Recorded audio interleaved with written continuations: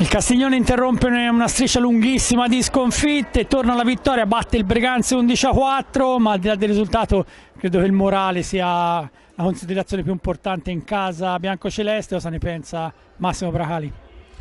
Niente, questa era una partita che dovevamo vincere, si era detto già la scorsa volta quando sono venuto qui da te, per comunque cercare di arrivare ai play-out con dei punti, non tanti punti di distacco.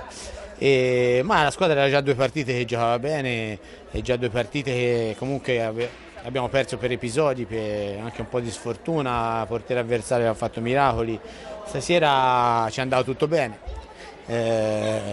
come tiravamo in porta segnavamo, quindi poi ci è entrato tutto stasera, anche quello di sabato scorso. Il nostro portiere stasera ci ha dato anche una grande mano, perché nei momenti che abbiamo avuto un po' di difficoltà lui c'è stato e comunque quello è importante. Anche lui ha avuto un periodo difficile, ha un problema in ginocchio, sta giocando infortunato da qualche settimana e oggi stava un po' meglio e si è visto comunque.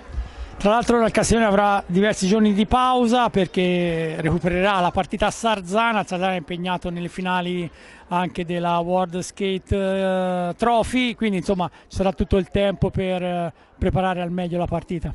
Sì, la prossima partita è il 22 di marzo contro il Trissino.